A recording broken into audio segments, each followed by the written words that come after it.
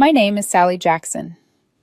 I'm 29 years old, and the day my fiance told me he couldn't marry me because of his "what if my world didn't shatter," it just tilted. Like a photograph slipping off the wall in slow motion, the sound quiet but final. Before that moment, I thought I was one of the lucky ones. After 4 years together, I truly believed Noah and I were the couple everyone secretly envied. Steady, balanced, solid. We met in college back when everything about love still felt cinematic. He was the kind of boy who made promises without realizing they were promises, and I was the kind of girl who believed him. Through first jobs, cramped apartments, shared ramen dinners, and late night dreams of someday we built a life out of the ordinary. He was imaginative, spontaneous, always chasing ideas. I was grounded the planner. It worked, or at least I thought it did. When he proposed, it wasn't with fireworks or fanfare. It was by the lake where we used to walk when the world felt too heavy, the kind of place where you could hear yourself think. The evening air smelled like pine and rain. He held out the ring, voice trembling. "Sally, you've always been my calm in the storm." I said yes before he even finished asking. He cried. I laughed. And for one perfect second, I believed love could be that simple choosing, safety, choosing each other. We set the date for the following summer. I handled most of the logistics deposits for the venue catering photographer florist. I liked the control. Noah handled the creative side color palettes, mood boards, playlists. He'd spend hours scrolling Pinterest, showing me aesthetic collages titled Our Forever. I smiled at everyone, even when he lost interest halfway through. That was our rhythm. I built the framework. He filled it with light. Looking back, maybe that's where the first fracture hid, in the way I took responsibility for everything, and he took inspiration. I used to think that was balance. Now I wonder if it was imbalance dressed as harmony. He'd joke sometimes. "You're the stable one, Sally. I'm the emotional mess." I'd laugh it off, assuming it was self-awareness. I didn't realize it was a warning. In the months leading up to the wedding, Noah began to drift. Not in dramatic ways, no shouting, no sudden absences, just 1,000 quiet withdrawals. He was always on his phone. His smiles were slower, his sighs heavier. Sometimes I'd find him staring at old photos from college, eyes soft with nostalgia. I asked if he was okay, and he'd smile like he was trying to remember how to. I told myself it was pre-wedding stress. Everyone gets anxious before big commitments. I'd read the articles "cold feet are normal." But there's a difference between nerves and distance, and I refused to see it. One night we sat on the couch going through the guest list. He was quiet, tapping his pen against the table. Out of nowhere, he asked Sally, "Do you ever think about what your life would have been like if you'd made different choices?" I laughed softly, caught off guard. "You mean like if I hadn't said yes to you?" He smiled faintly. "Maybe. Or if I'd said yes to someone else." Something in my chest tightened. "Where's that coming from?" He shrugged. Everyone has their what ifs, right? At the time, I didn't know how to answer. Everyone does have what ifs, ghosts of versions we could have been, but not everyone resurrects them right before a wedding. Noah had dated someone before me, Emily, his first love from college. They'd been together for about a year, and he always described her as a beautiful disaster. When he told me about her, he said she taught him what love shouldn't feel like. I believed him. So that night when he mentioned different choices, I couldn't help asking, "You mean Emily?" His eyes flicked up like I'd read his mind. "Not really. Just that time in my life." Then he went quiet again. For the next few weeks, things felt off. He looked at our wedding plans with a kind of polite detachment. When I talked about our honeymoon in Maui, he nodded absently. He spent hours scrolling through his old social media, smiling faintly at photos of friends I'd never met, places we'd never been together. I caught him once staring at a picture of Emily, her face half shadowed by sunset, and he looked away so fast it was almost a confession. Still, I didn't confront him. I thought silence would fix what honesty might break. That's the funny thing about stable people like me, we mistake endurance for love. Then one night, I came home late from work and found him sitting at the kitchen table, his phone face down. The light from the overhead lamp cut across his expression. Guilt, hesitation, something unnamed. "Everything okay?" I asked. "Yeah," he said too quickly. "Just tired." He smiled, but his eyes didn't follow. That night, as I lay in bed beside him, I noticed how quiet the room had become. We used to fall asleep mid-conversation. Now even his breathing sounded like distance. A few days later, we had dinner with his parents. He laughed, told stories, acted like the man I used to know. Watching him joke with his father, I thought maybe I'd imagined everything. Maybe love was just ebb and flow. But on the drive home, the air turned heavy again. He stared out the window, then said softly, "Do you ever think we're just doing what's expected of us?" I frowned. "What do you mean?" he exhaled. "Getting married, settling down, being the good couple. Maybe we're just safe." I forced a smile. "Isn't that a good thing?" He hesitated, then whispered, "Maybe too good." I didn't sleep that night. His words played on repeat, too good. I thought of all the moments I'd worked so hard to make smooth, all the times I'd softened the rough edges between us. Maybe in doing so, I'd polished away his sense of adventure. Or maybe he just missed being uncertain, the thrill of not knowing who he'd end up with. The next morning, he kissed me on the forehead before leaving for work. It felt less like affection and more like apology. That evening, I found one of his old photo albums open on his desk. A younger Noah smiled back, arm around Emily, sunlight spilling across their faces. The caption read, "Wild hearts don't plan." I closed the book gently, as if shutting a door on something already half open. For the first time, a thought whispered in my mind, maybe he wasn't nervous about the future. Maybe he was nostalgic for the past. I didn't know it then, but that quiet doubt would be the last piece I had before everything fell apart. It happened 2 weeks before the wedding. A Tuesday ordinary in every way, sunlight through the blinds, coffee gone cold, on my desk. The sound of emails pinging like nothing was wrong. Then at 3:47 p.m., my phone buzzed. "Noah, can we talk tonight? Something important." 4 words. That's all it took for the air to leave my lungs. I stared at the message so long the screen dimmed. Can we talk is never about talking. It's about ending. When he came home that evening, the house felt too quiet. He didn't kiss me hello. He didn't even take off his coat. Just stood there by the doorway, pale and hesitant, as if stepping inside would make what he had to say more real. "Noah?" I asked. He swallowed hard, eyes flickering to the floor. "Sally, there's something I need to tell you." He sat on the couch, hands shaking slightly. I remember the sound of the refrigerator humming, the smell of leftover coffee on the table. Every sense sharpened like my body was preparing for impact. Then he said it. Emily reached out. The name hit me like cold water. I didn't move, didn't blink, just waited. "She messaged me a few weeks ago," he continued quickly. "I didn't tell you because it was innocent at first, just catching up. But then we started talking more and I realized I never really got closure with her." I stared at him, disbelief slicing through my calm. "You're telling me this now?" 2 weeks before our wedding. He looked stricken, like he wanted me to understand something that didn't deserve understanding. "I didn't plan for it to happen," he said. "But when we talked, His voice cracked. I felt like myself again. The version of me before everything became predictable." "Predictable," I repeated. "You mean stable?" He shook his head, eyes glistening. "No, I mean safe." He whispered the word like it was a confession. "You make me feel safe, Sally. And I love that about you. I really do. But with Emily, it's different. There's a spark. It feels unfinished, like she's my true what if." I actually laughed. It wasn't amusement, it was disbelief, sharp and hollow. "You're calling off our wedding for a what if." His eyes filled. He nodded slowly. "I can't marry you while part of me still wonders what could have been. It wouldn't be fair to you." I felt my pulse in my throat. "That's your version of fairness, to destroy everything we built because you're chasing nostalgia." He looked down, silent tears slipping down his face. "I just need to know," he whispered. "I owe it to myself." I stood up, trembling, my voice low and steady, the calm before collapse. "You owe it to yourself."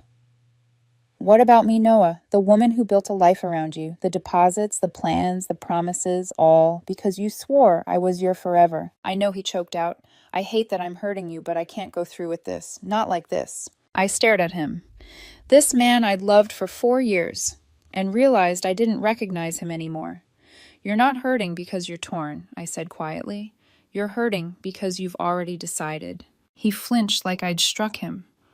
"Maybe someday you'll understand," he whispered. That was the last thing he said before he packed a small bag, walked to the door, and left. No fight, no drama, just the soft click of the door closing and then silence. That night I didn't cry. I sat on the couch where he'd been minutes earlier, staring at the faint imprint his body had left on the cushion. My wedding binder was still open on the table vendor, contracts, checklists, color swatches. I stared at it like it belonged to someone else. The next morning, I canceled everything. Florist, venue, caterer, photographer. Each call felt like another burial. "Are you rescheduling or canceling?" they asked. "Canceling," I said every time.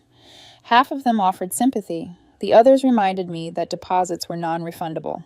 By noon, I'd lost over $8,000.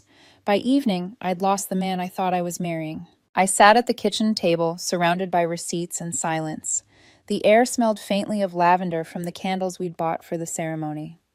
My phone buzzed again, and for one naive second, I hoped it was him saying he'd made a mistake. It wasn't. It was a notification from Instagram. Noah Reed posted a photo. The image stopped my breath. A sunset captioned, "Sometimes you have to follow your heart even when it hurts." By the next day, someone tagged him in another photo, a restaurant, a familiar face across from him. Emily. The caption read, "Some things never fade." My hands went cold. It wasn't just betrayal, it was how effortless he made it look like the past 4 years had been a rehearsal for this reunion. I didn't message him. I didn't rage online. I didn't block him either.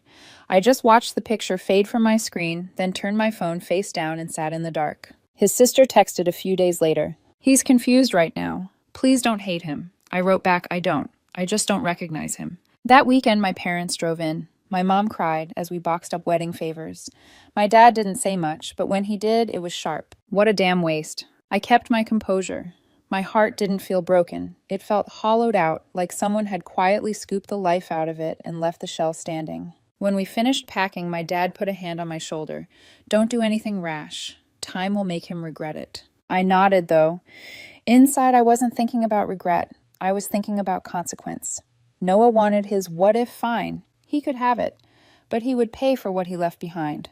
Because love might forgive, but contracts don't. Grief has stages, they say: denial, anger, bargaining, depression, acceptance. But no one tells you there's a sixth stage. It's called paperwork. I spent the next week surrounded by contracts, invoices, and a calculator that didn't care about heartbreak. The numbers didn't lie, and they didn't pity. Venue deposit, $4,200. Catering, $3,600. Florist, $1,100. Photographer, $1,000. Miscellaneous, around $1,500. Over $11,000 gone in 2 weeks because Noah wanted to find himself. For the first few days, I functioned like a machine. Ate when I remembered, slept when exhaustion forced me.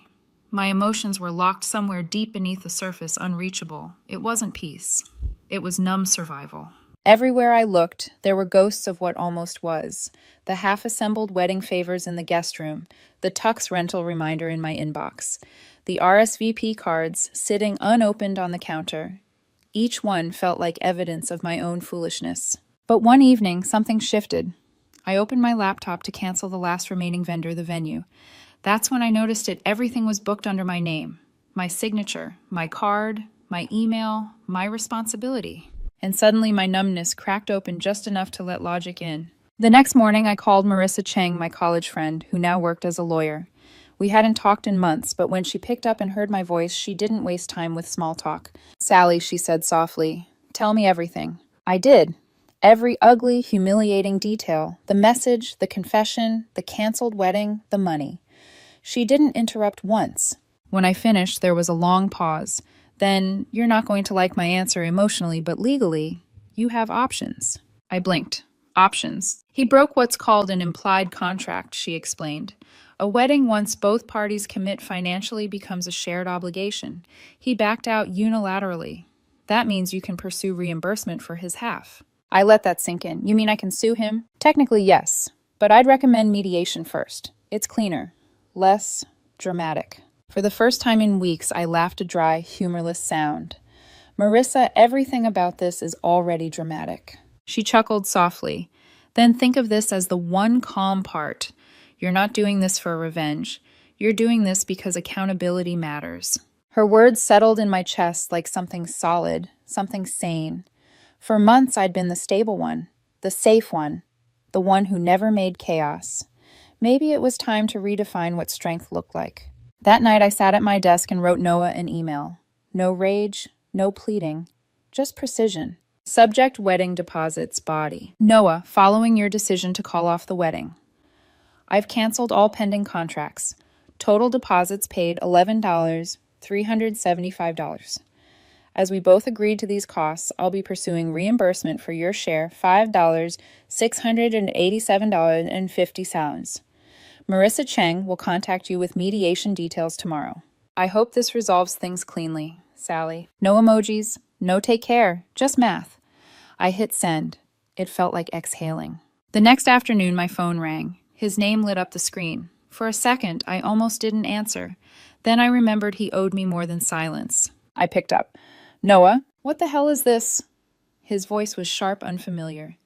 You're seriously sending me legal documents after everything that happened? I stayed calm. A financial summary, yes. You canceled the wedding. You're responsible for half. Sally, come on. Are you serious right now? After everything we've been through. Exactly, I said evenly. After everything? He exhaled sharply. I didn't cheat on you. I just needed to find myself. You're punishing me for being honest. I almost laughed again. Honesty doesn't erase accountability, Noah. You made a choice. I'm just asking you to pay for it. You're unbelievable, he snapped. You think this makes you the bigger person, suing your ex-fiancé? No, I said calmly. It makes me a responsible adult who's done subsidizing your self-discovery. For a second, he didn't respond. Then I heard a faint sniffle. I can't believe you're doing this to me. You already did it to yourself, I said, and hung up. After that, the silence between us wasn't empty anymore. It was deliberate, final. Word spread fast. His friends, the ones who'd flooded his posts with heart emojis when he reunited with Emily, went quiet. His family, however, didn't. His mother left me a voicemail. You're breaking him down, Sally. He's just confused. You were supposed to love him through that. I deleted it without replying. Love isn't supposed to excuse cowardice, and I wasn't anyone's therapist anymore. Marissa handled everything. Noah ignored the first notice, then the second. But when the third arrived with a court date, he finally texted, Can we please talk about this, no lawyers? We already did, I replied. The mediation day arrived on a rainy Thursday. He walked in looking smaller, thinner, as if regret had worn him down faster than guilt ever could. He didn't meet my eyes. I didn't offer a smile. The mediator, a gray-haired woman named Helen, laid out the terms, line by line, expense by expense. Noah's voice cracked twice as he tried to argue that he never meant for this to get ugly. I said nothing. I just handed over receipts. In the end, he agreed to repay me $300 a month until the debt was cleared. He signed the document with trembling hands, the pen wobbling slightly. When it was done, he exhaled like he'd just finished a confession. As we walked toward the door, he stopped me. Do you hate me? He asked softly. I looked at him for a long moment. No, I said finally, but I don't admire you either. He flinched, and for the first time since he left, I felt something that almost resembled peace. Not joy, not victory, just completion. That night, my phone buzzed. Incoming transfer, Noah Reed, $300, court settlement. I stared at the notification for a long moment, then whispered to myself, You wanted freedom, Noah. Turns out it cost $5, $687.50. The first $300 came and went quietly. No message, no apology, just a line of text on my banking app. Deposit received Noah Reed court settlement payment. It should have felt cold, transactional, but instead it felt like the most honest conversation we'd had in months. Over the next few weeks, the rhythm continued. $300 here, $300 there. He was never early, never late. Each payment was a heartbeat from a life that no longer included me. I didn't reply. I didn't need to. The money spoke for itself. By month 2, I'd almost rebuilt a routine. I moved into a smaller apartment closer to work, sold my engagement ring, and replaced the wedding binder with a journal. I wrote in it every night, not about him, but about myself. Things I'd ignored while being someone else's stability, my love for photography, my habit of baking when I was sad, my strange obsession with thunderstorms. I was learning to fill the silence with my own noise. Then one evening, Marissa called. I have a feeling you'll like this, she said. I smiled faintly. You're not about to tell me he missed a payment, are you? Worse, he's back to square one. Guess who walked out on him? I froze. Emily. Took his savings, disappeared, blocked him everywhere. Apparently he's been begging her to talk, but she's gone. No closure, no warning, just gone. For a moment, I didn't know what to feel. Pity, satisfaction, relief. Instead, what came out was a quiet truth. The chaos he chased finally caught him. Marissa exhaled softly. You okay? Yeah, I said. For the first time, I think I actually am. 3 nights later, my phone lit up. Noah, can we talk, please? Just 5 minutes. I stared at it, thumb hovering over block. Instead, I let it ring out. A few hours later, another message. You don't have to be cruel. I know I made mistakes, but you loved me once, right? Doesn't that mean anything? I read it twice, then locked my screen. What he didn't understand was that silence isn't cruelty. It's the sound of someone who's already said everything. A week later, the phone rang again. I don't know why I answered this time, maybe curiosity, maybe closure, maybe both. When I said hello, all I heard was the sound of him crying. Sally! His voice cracked. I needed to hear a familiar voice. Everything's falling apart. I stayed silent. She left. He continued, breath hitching. Emily's gone. Packed up while I was at work. Blocked. My number. Changed her job, moved out of state. I can't find her. I close my eyes. I see. And now I'm stuck with this apartment I can't afford.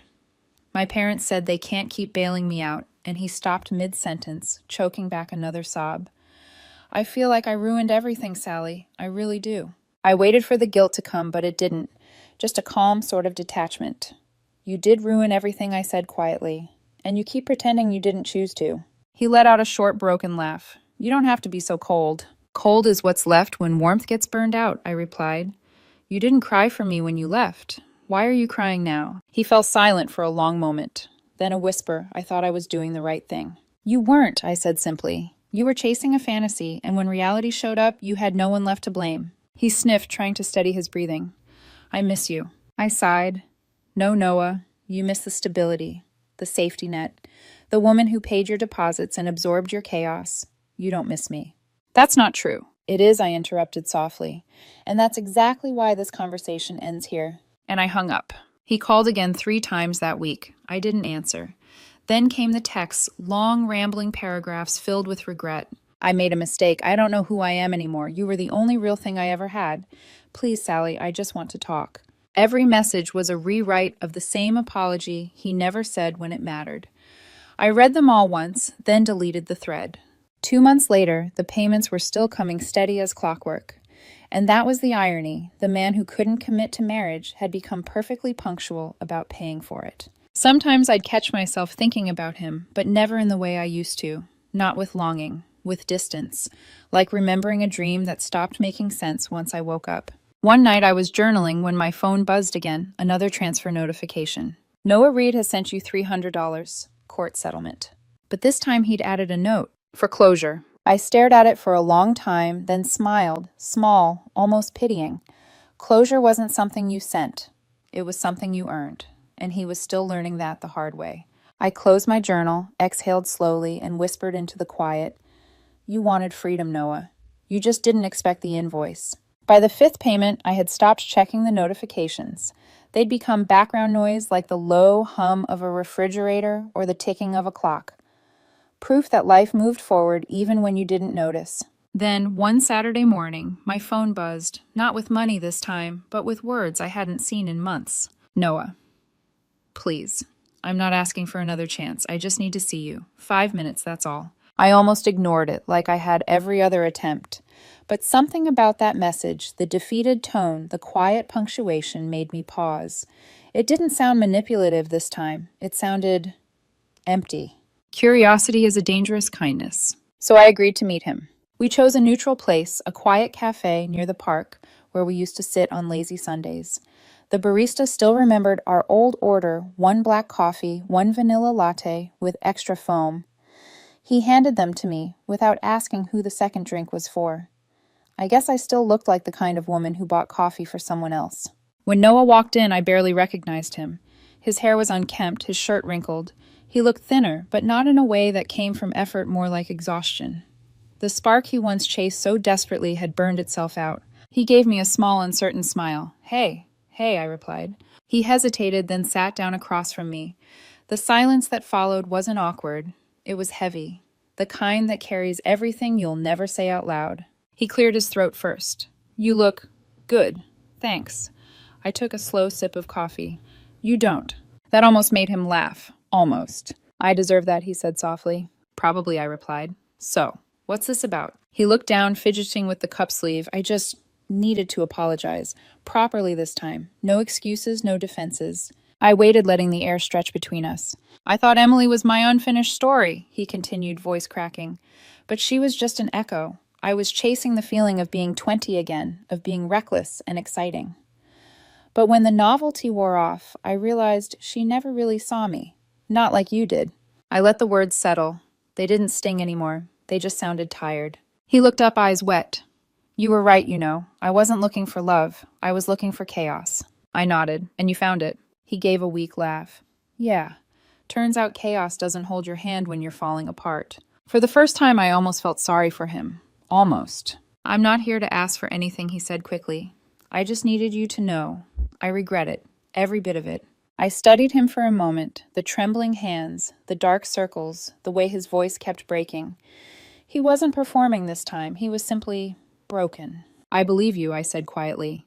But belief doesn't change what happened. He nodded slowly, biting his lip. I know. I just wanted you to hear it from me before you read it somewhere else.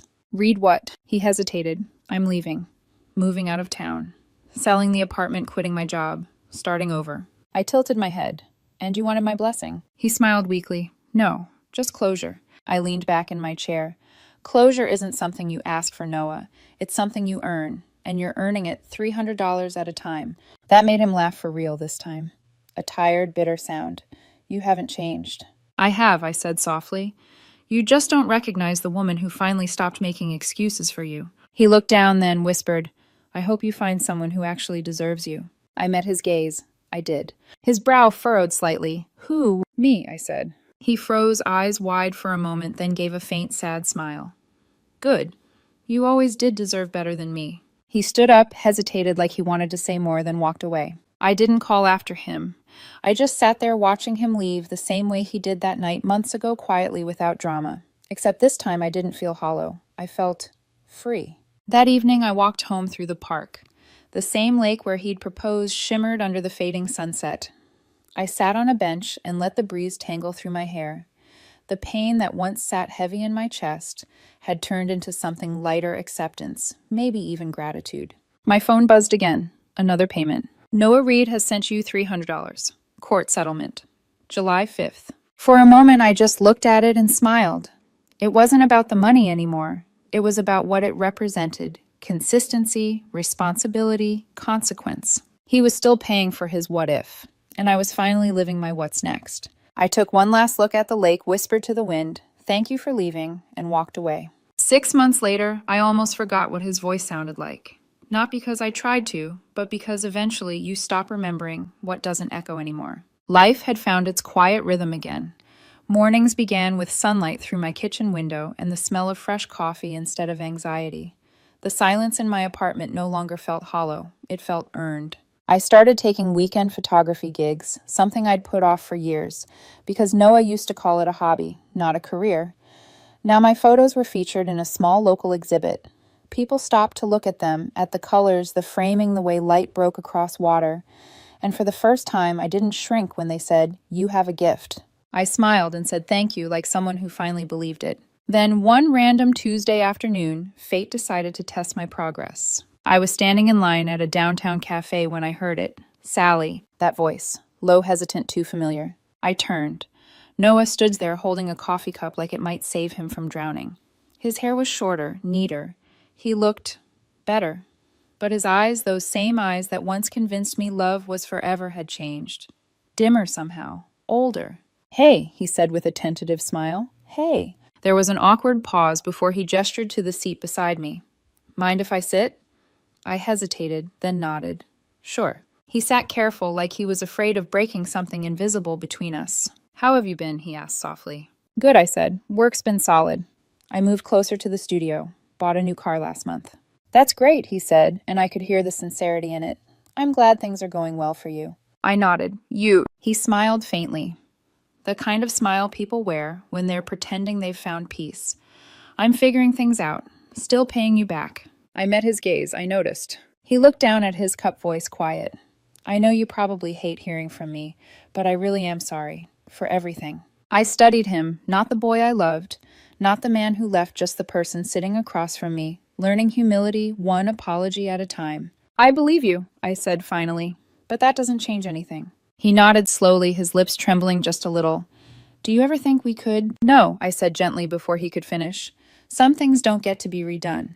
He blinked, surprised by the calmness in my voice. She wasn't worth it, he murmured. None of it was. I know, I said, but you still chose it. That hit him harder than I expected. His eyes glistened. You always had a way of saying things that hurt and heal at the same time. I smiled faintly. That's called truth, Noah. It does both. He nodded, eyes dropping to the table. I hope you find someone who actually deserves you. I already did, I said. He looked up confused. Who? Me. For a moment he just stared, and then to my surprise, he smiled. Not bitterly, not regretfully, just genuinely. Good, he said softly. You always deserve that. He stood, hesitated as if wanting to say more, then walked toward the door. And this time I didn't watch him leave. I just took a slow breath, finished my coffee, and felt the stillness that comes when the past finally stops asking for your attention. That evening, as I walked home through the soft drizzle, my phone buzzed. Noah Reed has sent you $300. Court settlement, December 12th. But beneath it, he'd written a small note. Final payment. I stopped on the sidewalk staring at those two words. For the first time, they didn't feel like his closure, they felt like mine. I tucked my phone away, tilted my face up toward the rain, and smiled. It wasn't poetic justice, it wasn't revenge. It was something simpler, balance. The world in its quiet way, setting things right. I reached home, changed into a soft sweater, and opened my journal, the one that had once been filled with lists of losses. Tonight I wrote something different. Love doesn't always stay, but peace does if you let it in. Then I closed the book, turned off my phone, and poured myself a glass of wine. The city outside buzzed faintly through the rain, and for the first time in what felt like forever, I didn't feel like a character in someone else's story. I was the author again. The next morning, sunlight spilled through the curtains.